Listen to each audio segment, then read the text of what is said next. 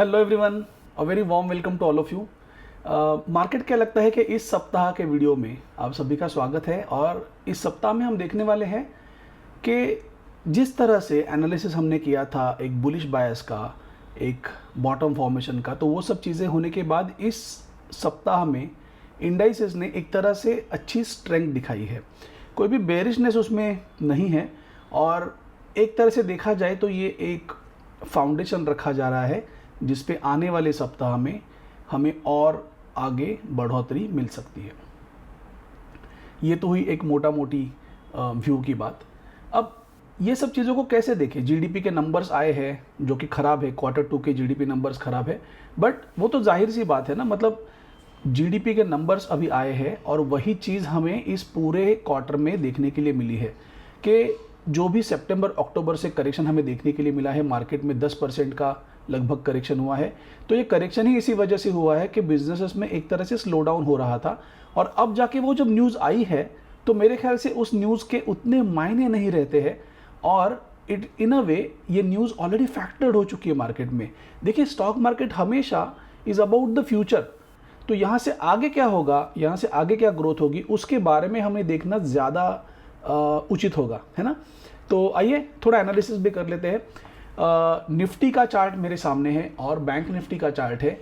जैसे कि एक विजुअली पहले हम जो चीज़ देख सकते हैं वो ऐसा है कि निफ्टी में जो गैप थी वो गैप फिल हो चुकी है। महाराष्ट्र इलेक्शन के बाद जो एक बड़ा गैप अप हुआ था उस गैप को निफ्टी ने फिर से फिल कर लिया है और बैंक निफ्टी ने उस गैप को अब तक फिल नहीं किया है, राइट। तो बैंक निफ्टी, जैसे मैं बार बार कहता जाता हूँ मेरे हर वीडियो में, एक लाइन होती है कि currently bank Nifty is out performing. तो वो आउट परफॉर्मेंस यहाँ पे हमें देखने के लिए मिल रहा है और एक तरह से जो कंसोलिडेशन होता है आफ्टर अ रैली, ये अपने आप में एक तरह से स्ट्रेंथ दिखाता है उस पर्टिकुलर स्टॉक की, इंडेक्स की। तो इस सिनारियो में हमें वो बैंक निफ्टी का चार्ट है जो एक तरह से स्ट्रेंथ दिखा रहा है।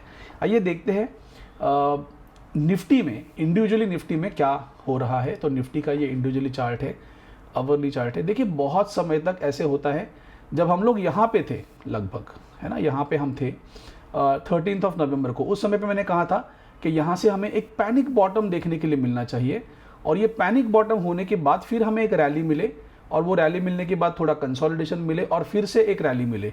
तो अब केवल हुआ ऐसे है कि इसके बाद एक पैनिक सेलिंग तो आई है।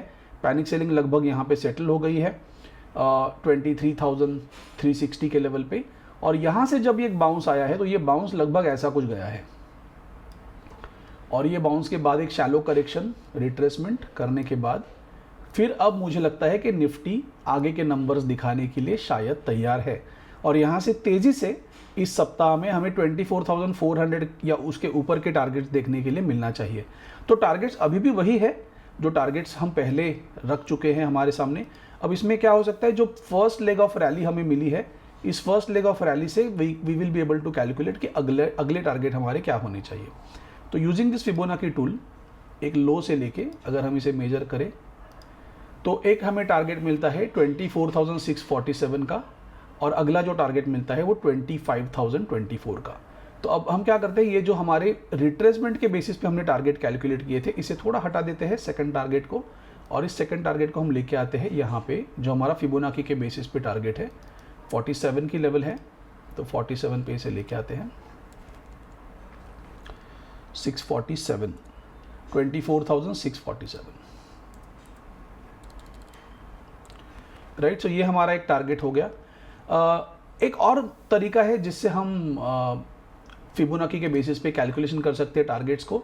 तो जैसे लेट्स से मैं इसे हटा देता हूँ और ट्रेंड बेस्ड फिबोनाची रिट्रेसमेंट जैसे होता है तो वैसे हम कैलकुलेट अगर करें तो इस लो से लेके ये एक हाई है हमारा, ये हाईएस्ट पॉइंट है और फिर ये हमारा लो है ट्रेंड का। तो इसके बेसिस पे अगर देखें तो टारगेट हमारा होना चाहिए लगभग 24,547 का और उसके बाद टारगेट हमारा होना चाहिए 24,731 का। मोटा मोटी लगभग जो भी टारगेट्स हमें मिल रहे हैं वो करंटली 24,400 से लेके 24,700 के आसपास सारे टारगेट्स हैं।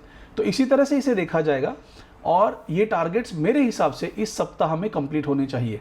निफ्टी का जो सेमी एनुअल पिवोट है वो है 24,270 के आसपास। तो जैसे ही हम इसके ऊपर क्लोज कर देंगे एक पर्टिकुलर दिन में तो उसके आगे हमें वो एक अप मूव, क्विक थोड़ी फास्ट अप मूव मिलनी चाहिए। एक बात हमेशा याद रखिए, ये जो अभी करंटली बुलिश मूव हो रही है, ये बुलिश मूव में अपने आप एक तरह से इम्पल्स होना ज़रूरी है, एक तरह से स्ट्रेंथ होनी ज़रूरी है। कंसोलिडेशन तो अपने आप में ठीक है, एक रिट्रेसमेंट जो हो रही है वो अपने आप में ठीक है, बट टिपिकली ये जो आगे की मूव है वो बहुत क्विकली होनी चाहिए, ऐसा मेरा एनालिसिस है। और दूसरी एक बात होती है, गैप जब भी फिल होता है तो इसे समझने की कोशिश कीजिए कि जब भी ये गैप फिल होता है तो उसकी वजह ये है कि किसी कारणवश अगर कोई ट्रेडर्स इस पर्टिकुलर गैप अप में पहले से पोजीशन नहीं बनाई है उन्होंने और वो पार्टिसिपेट नहीं कर पाए, तो फिर से यहाँ पे आके मार्केट एक तरह से फिर से आपको मौका दे रहा है कि ये डिप को आप बाय कर लीजिए, सो दैट आपको नेक्स्ट लेग ऑफ रैली में पार्टिसिपेट करने का मौका मिले। तो ये निफ्टी का एनालिसिस हुआ। आइए क्विकली जाते हैं बैंक निफ्टी पे। और बैंक निफ्टी अगर आपको याद होगा, काफ़ी सप्ताहों से मैं ये बोल रहा हूँ कि ये एक पर्टिकुलर रेंज है और इस रेंज के भीतर ही बैंक निफ्टी अभी भी फंसा हुआ है। ये एक साइडवेज कंसोलिडेशन जो हो रहा है, इसी के अंदर बैंक निफ्टी करंटली फंसा हुआ है। और जब हमें इस रेंज के ऊपर ब्रेकआउट मिले उसके बाद एक मीनिंगफुल रैली आ सकती है। तो फॉर दैट रैली हमें 52,577 या अभी जो रिसेंट हाई है इसके ऊपर ब्रेकआउट मिलना चाहिए, इसके ऊपर सस्टेन हो जाए एक बार मार्केट। और अगर एक बार सस्टेन होता है तो वेरी क्विकली ये 52,500 का टारगेट तो एक हमारा हो ही गया, लेकिन very quickly we will reach to 53,000 का टारगेट एज वेल। तो 53,000 तक भी हम बहुत तेज़ी से यहाँ पे पहुँच जाएंगे। तो फिलहाल अगर हम देखें तो इस पर्टिकुलर रेंज में जो टारगेट की हम बात करें तो टारगेट हमारे लिए हो सकता है from this important low to this high. अगर हम देखें तो 53,500 की लेवल है जो एक हमारा टारगेट करंटली वर्कआउट हो रहा है। तो मैं अब इस टारगेट को जो कंप्लीट हो चुका है इसे हटा के, पिछले सप्ताह का ये टारगेट था, ये कंप्लीट हो चुका है, तो अब इसे यहाँ पे हम रखते हैं। 568 का लेवल है, 568।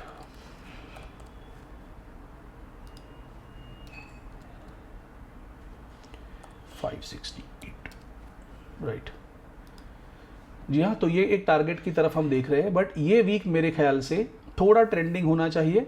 और करंट लेवल पे हम हैं 52,000 पे, तो यहाँ से लगभग 1,000 पॉइंट की रैली हमें देखने के लिए मिलनी चाहिए अप टू 53,000। तो ये जब होगा तो अकॉर्डिंगली हमें मेरे ख्याल से एक जो रेंज है हमारी वो लगभग 53,000 के आसपास तक मिलनी चाहिए, ऐसा एक एनालिसिस है।